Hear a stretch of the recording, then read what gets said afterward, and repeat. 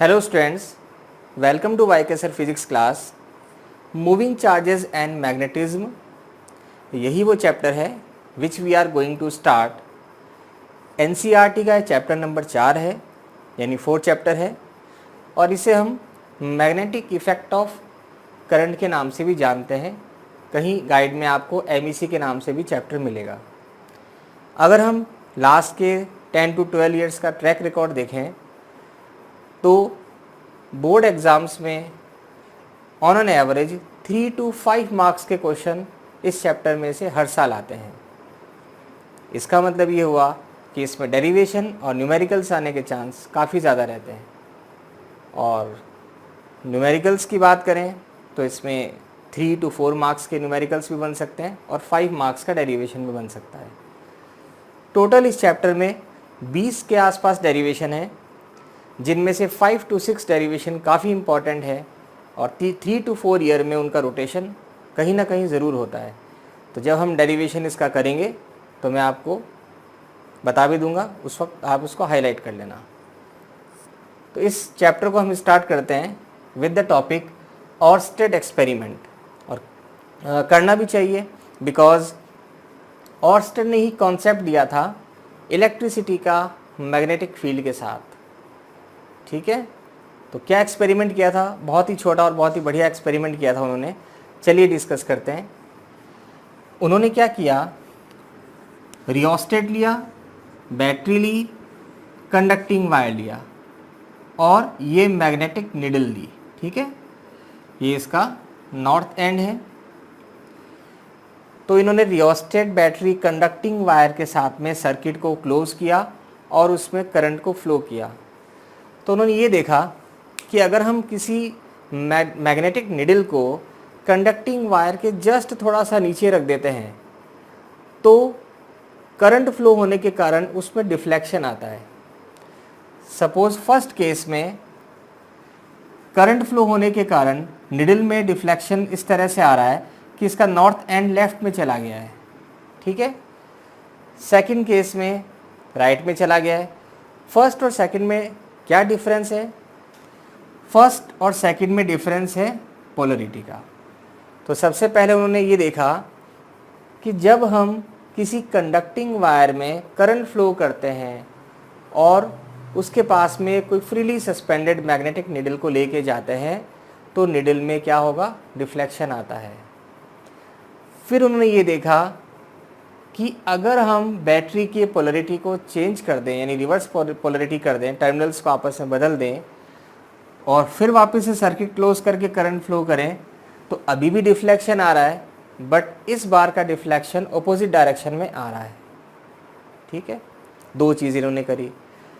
फिर इन्होंने क्या किया, रियोस्टेट की हेल्प से क्या किया, करंट को चेंज किया रेजिस्टेंस को कम करके। तो फिर उन्होंने ये देखा कि अगर हम करंट को बढ़ाते हैं तो निडल का डिफ्लेक्शन बढ़ता है और करंट को कम करते हैं तो निडल का डिफ्लेक्शन भी कम होता है।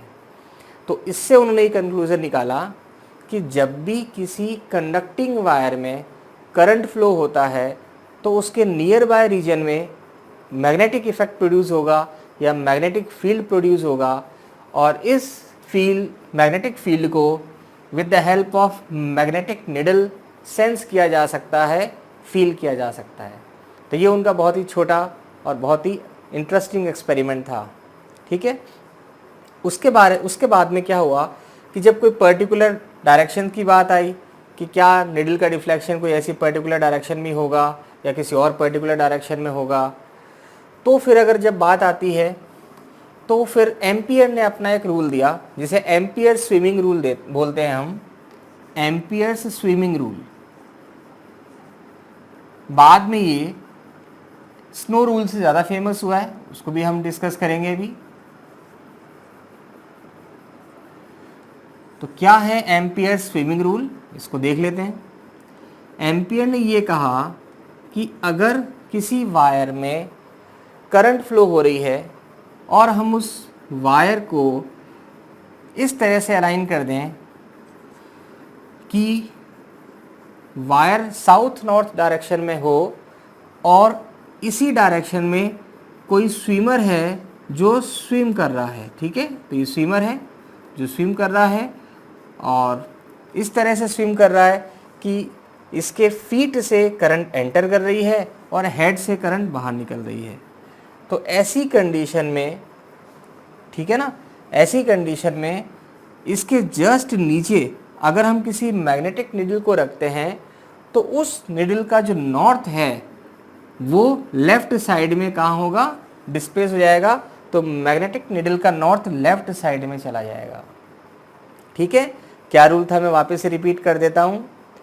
उन्होंने कहा कि हम किसी कंडक्टिंग वायर को साउथ नॉर्थ डायरेक्शन में रखते हैं और इस तरह से रखते हैं कि करंट साउथ से नॉर्थ में जा रही है और इसके अलोंग ही एक स्विमर स्विम कर रहा है और करंट इसके फीट से एंटर करती है, हेड से बाहर निकलती है। तो ऐसी कंडीशन में इसके जस्ट नीचे, बिल्कुल नीचे अगर हम किसी निडल को रखते हैं, मैग्नेटिक निडल को रखते हैं, तो उसका नॉर्थ एंड लेफ्ट साइड में क्या होगा, डिस्प्लेस्ड हो जाएगा। नॉर्थ एंड लेफ्ट साइड में डिस्प्लेस हो जाएगा। ये एम्पियर स्विमिंग रूल था। बाद में इसको और सिंप्लीफाई किया गया, जिसे फिर क्या कहा गया, जिसे फिर कहा गया स्नो रूल। तो क्या है स्नो रूल, उसको भी देख लेते हैं हम।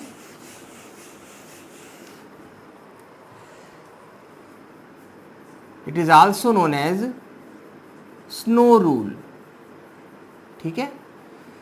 तो स्नो रूल क्या है, वो ये है कि अगर हम किसी कंडक्टिंग वायर को साउथ नॉर्थ डायरेक्शन में रखें और इस तरह से रखें कि करंट साउथ से फ्लो हो रही है नॉर्थ की ओर, current is flowing from south to north and this conducting wire is just placed over the magnetic needle. तो O means over the needle. तो this conducting wire is just placed over the magnetic needle, ठीक है। तो ऐसी condition में उस needle का north कहाँ डिफ्लेक्ट होगा, उस निडल का जो नॉर्थ है वो वेस्ट साइड में डिफ्लेक्ट हो जाएगा। तो ये मान लो कोई मैग्नेटिक निडल है, तो इसका ये जो नॉर्थ है ये नॉर्थ वेस्ट डायरेक्शन में डिफ्लेक्ट होगा। तो इसे हम स्नो रूल बोलते हैं। It means if a conducting wire is placed along the south north direction and the current is flowing from south to north and this conducting wire is placed over the magnetic needle, then the north of the needle deflect toward west, deflect toward west. This is known as snow rule of amperes, ठीक है।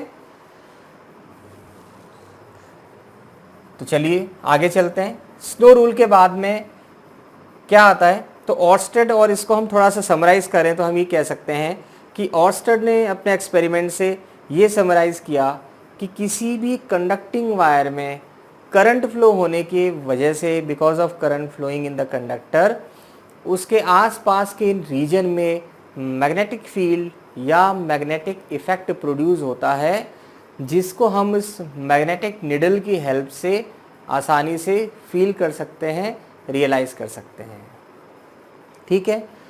But वो magnetic field का nature क्या होगा, यानी field line कैसी होंगी, तो इसके बारे में जब क्वेश्चंस हुआ तो फिर दिमाग में ये भी आया कि जब इलेक्ट्रिक फील्ड लाइंस होती है तो मैग्नेटिक फील्ड की भी मैग्नेटिक लाइंस होंगी, ठीक है।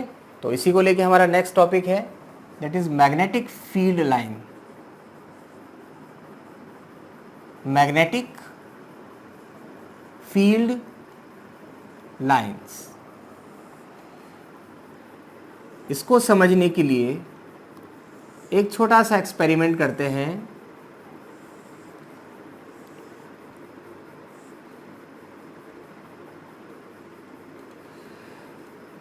एक कंडक्टिंग वायर लेते हैं और एक कार्डबोर्ड लेते हैं। तो ये क्या है, सपोज कोई कार्डबोर्ड है और ये कंडक्टिंग वायर है। सपोज ये कार्डबोर्ड है, ये कंडक्टिंग वायर है। तो ये जो कंडक्टिंग वायर है कार्डबोर्ड के परपेंडिकुलर है, ठीक है। और इस कार्डबोर्ड में हम बहुत सारे स्मॉल आयरन के पीसेस भी रख देते हैं, ठीक है। तो हमने इसको आयरन के पीसेस रख दिए और कंडक्टिंग वायर को क्रॉस करवा दिया। फिर जब इसमें करंट फ्लो होती है तो ये देखा गया कि वो जो आयरन के पीसेस हैं वो इस वायर के चारों ओर कंसेंट्रिक सर्किल, बहुत सारे कंसेंट्रिक सर्किल के फॉर्म में अरेंज हो जाते हैं। तो it is arrange along the concentric circles, a number of concentric circles। तो इससे ये कंक्लूजन निकाला गया कि किसी स्ट्रेट कंडक्टिंग वायर के कारण, because of current flowing in a conductor having straight wire, उसके आसपास नियर बाय रीजन में जो मैग्नेटिक फील्ड होगा वो नेचर में कैसा होगा, कंसेंट्रिक सर्किल के फॉर्म में होगा। तो ये मैग्नेटिक फील्ड लाइन्स हैं, जो कंसेंट्रिक सर्किल है ये मैग्नेटिक फील्ड लाइन है, और इस मैग्नेटिक फील्ड लाइन का प्लेन कंडक्टिंग वायर के क्या है, परपेंडिकुलर है। Okay, the plane of magnetic field lines due to flowing current in a straight wire is lies in the plane perpendicular to the wire. तो एक चीज़ तो clear हो गई कि इसका जो नेचर है वो कंसेंट्रिक सर्किल के फॉर्म में होगा और इन सर्किल्स का प्लेन वायर के परपेंडिकुलर होगा। फिर ये भी देखा गया कि जो कंडक्टिंग वायर है उसके आसपास के जो रीजन है उसमें कंसेंट्रिक सर्किल्स काफ़ी नज़दीक हैं, काफ़ी क्लोज्ड हैं, यानी यहाँ क्राउड ज़्यादा है, ये स्पेस क्राउडेड है, और दूर वाला स्पेस में क्राउड कम है, यानी उनमें सर्किल्स के बीच की डिस्टेंस ज़्यादा है और नियर बाय रीजन में सर्किल के बीच की डिस्टेंस कम है। तो इससे कंक्लूजन निकला कि कंडक्टिंग वायर के नियर बाय रीजन में मैग्नेटिक फील्ड की स्ट्रेंथ ज़्यादा होती है, स्ट्रॉन्ग मैग्नेटिक फील्ड होता है, और जबकि दूर के रीजन में वीक मैग्नेटिक फील्ड होता है। जैसे जैसे आप वायर से डिस्टेंस पे जाओगे वैसे वैसे मैग्नेटिक फील्ड की स्ट्रेंथ भी कम होती चली जाएगी। ठीक है, तो ये तो फील्ड लाइन का कॉन्सेप्ट आ गया है। अब बात करते हैं डायरेक्शन की, कि इसका सेंस ऑफ डायरेक्शन क्या होगा, क्या मैग्नेटिक फील्ड रोटेशन में एंटी क्लॉकवाइज होगी या क्लॉकवाइज होगी, इसका क्या रूल है। तो इस सेंस ऑफ डायरेक्शन को समझने के लिए फिर दो रूल को डिस्कस किया गया। पहला है राइट हैंड स्क्रू रूल, दूसरा है राइट हैंड थंब रूल। तो वन बाय वन हम दोनों को देख लेते हैं। तो राइट हैंड स्क्रू रूल, हमारे घरों में जो भी स्क्रूज होते हैं जो हम गेट के हिंजेस को टाइट करने में काम में लेते हैं वो सारे राइट हैंड स्क्रू रूल है।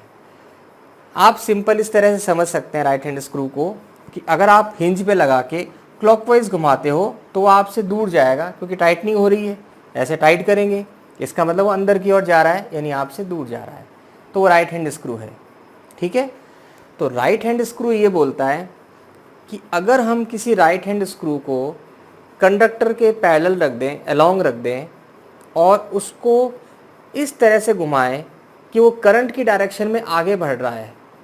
जैसे अपन ने इस तरह से ऐसे घुमाया तो ये करंट की डायरेक्शन में अगर आगे बढ़ता है तो इसके घूमने की जो डायरेक्शन होगी वो डायरेक्शन क्या होगी, मैग्नेटिक फील्ड की डायरेक्शन होगी। ठीक है, सपोज अगर इसी को ही हम यहाँ पे कंपेयर करें तो ये हमने राइट हैंड स्क्रू ऐसे रख दिया और करंट ऊपर की ओर जा रही है, तो इसको हम ऐसे घुमाएंगे तो ये स्क्रू ऊपर की ओर जाएगा। तो ऐसे का मतलब इस डायरेक्शन में है। तो ये इस डायरेक्शन में होने का मतलब क्या हुआ कि अगर आप इस सर्किल्स की बात करें तो इसमें डायरेक्शन ऐसा रहेगा, यानी ये एंड ऊपर की ओर जाएगा और ये एंड नीचे की ओर आएगा। ये तो 3D व्यू है, तो इसमें आपको दोनों ही नज़र आ रहे हैं, वायर भी नज़र आ रहा है और ये कार्डबोर्ड भी नज़र आ रहा है। ठीक है ना, तो इसमें सेंस ऑफ रोटेशन होगा इस टाइप का। अगर आप कंडक्टिंग वायर की डायरेक्शन को चेंज कर दोगे, नीचे की ओर कर दोगे, तो उस कंडीशन में ये ऐसे घूमेगा। तो करंट अगर नीचे जा रहा है तो इसका मतलब हम ऐसे घुमा रहे हैं, तो स्क्रू इस डायरेक्शन में रोटेट हो रहा है, तो यही रोटेशन की जो डायरेक्शन होगी ये किसकी होगी, मैग्नेटिक फील्ड की डायरेक्शन होगी। ठीक है, इसको मैं थोड़ा और डायग्राम सेपरेटली बना के समझा देता हूँ। मान लीजिए ये है, ये ऊपर की ओर जा रहा है, तो ऊपर की ओर जाने का मतलब हम कैसे घुमा रहे हैं, इसको ऐसे घुमा रहे हैं, तो ये एंड अंदर जा रहा है और ये एंड बाहर आ रहा है, तो मैग्नेटिक फील्ड जो है वो इधर होगा, तो ये अंदर जाएगा और ये बाहर आएगा, ठीक है ना, क्योंकि इस डायरेक्शन में ऐसे चल रहा है। दूसरा, अगर करंट नीचे की ओर जा रही है तो उस कंडीशन में क्या होगा भाई, नीचे की ओर जाने का मतलब आप इसको ऐसे घुमाओगे तो ये अंदर जा रहा है और ये बाहर आ रहा है, तो ये एंड में रोटेशन इधर होगा, यानी इसका रोटेशन इस टाइप का होगा। तो ये मैग्नेटिक फील्ड की डायरेक्शन होगी दोनों केसेस में, ठीक है। तो ये क्या है, मैग्नेटिक फील्ड है। दूसरा जो रूल आता है that is right hand screw rule, तो अपन ने कर ही लिया है। Second one is right hand thumb rule.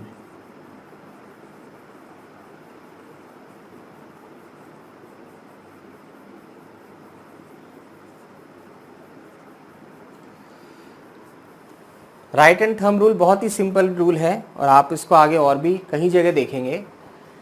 ये क्या बोलता है कि अगर हम राइट हैंड को इस तरह से रखें और हमारी जो थंब की डायरेक्शन है, इस थंब की डायरेक्शन को करंट की डायरेक्शन के अलोंग कर दें। सपोज यहाँ पे कंडक्टिंग वायर में करंट ऊपर जा रही है तो हमने करंट की डायरेक्शन में थंब को रख दिया। फिर आप फिंगर्स, बाकी चारों फिंगर्स को फोल्ड करो, तो फिंगर के फोल्ड होने की जो डायरेक्शन, सेंस ऑफ डायरेक्शन है वो ये है। तो ये जो फिंगर के फोल्ड होने की सेंस ऑफ डायरेक्शन है, this is the direction of magnetic field. तो अगर आप यहाँ रखोगे, इसको ऐसे रोटेट करने की कोशिश करोगे फिंगर्स को, तो सेंस ऑफ रोटेशन क्या होगा, ये इस तरह से होगा, तो ऊपर से देखने पर ये क्लॉकवाइज होगा। सिमिलरली अगर आप यहाँ पर थंब स्ट्रेट ऐसे रखें, हाथ करंट नीचे जा रहा है तो थंब को नीचे रखना पड़ेगा, और फिर आप फिंगर्स को ऐसे रोटेट करें तो सेंस ऑफ रोटेशन क्या होगा, ये होगा। तो ये हमारे मैग्नेटिक फील्ड की डायरेक्शन हो जाएगी, ठीक है। अब इसमें एक चीज़ और आती है कि जब हम सामने से देखेंगे, सपोज ये बोर्ड है और ये वायर ऐसे फ्लो हो रहा है, सपोज ये वायर ऐसे, करंट इसमें नीचे की ओर फ्लो हो रही है, तो ये आपका प्लेन मैग्नेटिक फील्ड का प्लेन रहेगा। सामने से देखने पर आपको ये तो कुछ नज़र ही नहीं आएगा, स्ट्रेट लाइन नज़र आएगी, ठीक है। तो फिर मैग्नेटिक फील्ड को हम कैसे बताएं, कैसे शो करें। तो ऐसे केस में देखो, आप यहाँ पर भी अगर आप देखोगे तो पता चलेगा कि इस एंड पे अंदर जा रहा है, यानी यहाँ पे अंदर जा रहा है और यहाँ बाहर निकल रहा है। सिमिलरली यहाँ पे बाहर निकल रही है ये एरो और यहाँ पे अंदर जा रहा है, यहाँ अंदर जा रहा है, यहाँ बाहर निकल रहा है। तो हम अगर मैग्नेटिक फील्ड की डायरेक्शन प्लेन के परपेंडिकुलर अंदर की ओर होती है तो हम उसे क्रॉस की हेल्प से शो करते हैं, क्योंकि अगर कोई तीर अंदर जाता है यानी आपसे दूर जाता है, प्लेन में जा रहा है तो आपसे दूर जा रहा है, तो आपको पीछे का टेल नज़र आएगा, उसको हम क्रॉस से शो करते हैं। तो कहाँ कहाँ दूर जा रहा है, यहाँ पे दूर अंदर जा रहा है और यहाँ पे भी अंदर जा रहा है, तो यहाँ पर जो है हम क्रॉस शो करेंगे। यहाँ से ही बाहर आ रहा है तो अगर एरो अगर आपकी ओर आएगा तो आपको एक टिप नज़र आएगा, तो यहाँ पर हम क्या करेंगे, एक सर्किल बना के सेंटर में डॉट बना देंगे। तो इसका ये सिंबल होता है कि जो मैग्नेटिक फील्ड है वो इस प्लेन के परपेंडिकुलर है और मूविंग आउटवर्ड्स, बाहर की ओर आ रहा है। ये सिंबल इंडिकेट करता है कि मैग्नेटिक फील्ड प्लेन के परपेंडिकुलर है और अंदर की ओर है, मूविंग इनसाइड है, ठीक है। सिमिलरली यहाँ पे भी बाहर की ओर मैग्नेटिक फील्ड है, तो बाहर की ओर आने का मतलब हम क्या करेंगे, डॉट से इंडिकेट करेंगे, और ये अंदर की ओर जा रहा है तो ये क्रॉस की ओर हो जाएगा, ठीक है।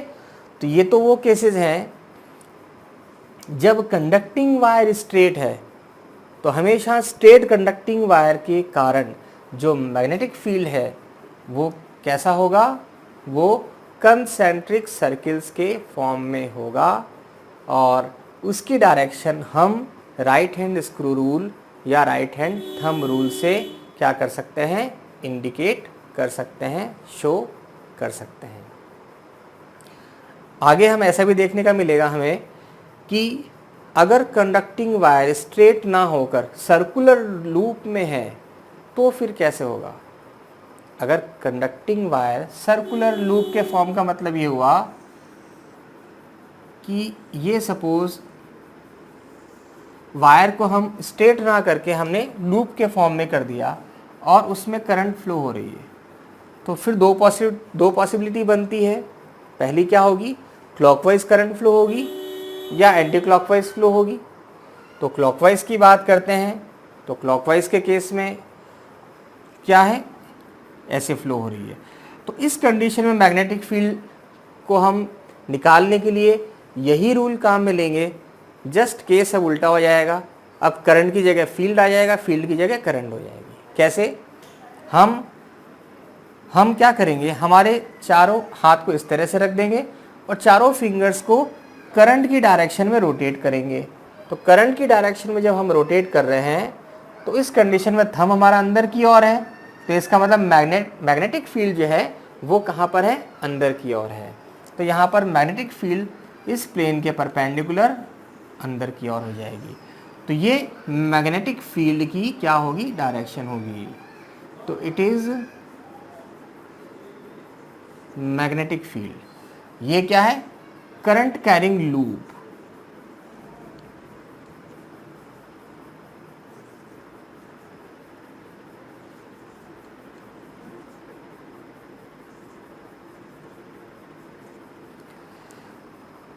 ठीक है।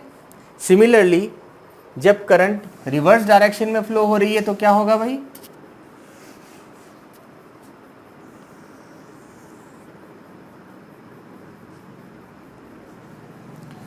तो अब हम राइट हैंड की फिंगर्स को फिर करंट की डायरेक्शन में क्या करेंगे, रोटेट करेंगे।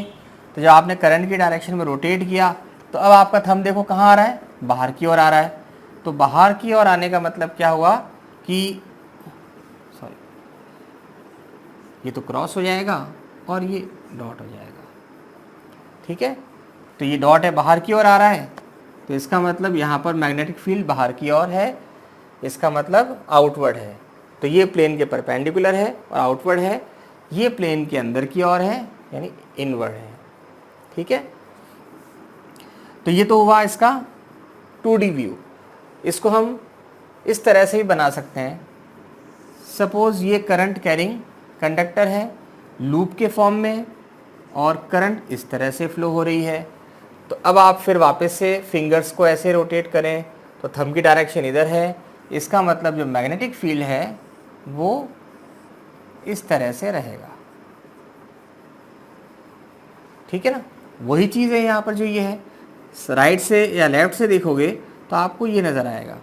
हम इसका 3D व्यू देखना चाह रहे हैं, तो ये जो मैग्नेटिक फील्ड लाइंस हैं वो इस तरह से आपको नज़र आएंगी, क्योंकि आप रोटेट करोगे अपने फिंगर्स को तो थंब की डायरेक्शन यहाँ पर क्या बताएगी, मैग्नेटिक फील्ड की डायरेक्शन बताएगी। ठीक है, और अगर एंड की बात करें तो एंड में हम इसको ऐसे बना सकते हैं, जस्ट क्लोज लूप बनता हो और सेंस ऑफ रोटेशन इसका ऐसे ही होगा, यहाँ से आके लूप बन रहा है। सिमिलरली अगर इसमें डायरेक्शन हम रिवर्स कर दें, इसका मतलब ऐसे कर दें, तो अगर अब आप थंब रख के फिर आप इसको फिंगर्स को ऐसे घुमाओगे तो जो थंब की डायरेक्शन क्या होगी, लेफ्ट साइड में होगी। तो अब जो मैग्नेटिक फील्ड है वो टूवर्ड लेफ्ट होगा। ठीक है, और एंड पर जो है वो क्लोज लूप में कन्वर्ट हो जाएगा और यहाँ से तो बाहर निकलेगा और दूसरी साइड से क्या करेगा, एंटर करेगा। ठीक है, तो ये हमने कुछ मैग्नेटिक फील्ड लाइंस देख ली है, जब करंट कैरिंग वायर स्ट्रेट हो और जब current carrying wire circular loop में हो। दोनों ही केस में हम मैग्नेटिक फील्ड की डायरेक्शन और उसको सेंस ऑफ डायरेक्शन कैसे मेज़र करेंगे, कैसे फाइंड आउट करेंगे, तो वो हमने अभी इस लेक्चर में डिस्कस कर लिया है। तो नेक्स्ट लेक्चर में we will discuss about the magnetic force and Lorentz force. तो आप देखते रहिए। Thank you.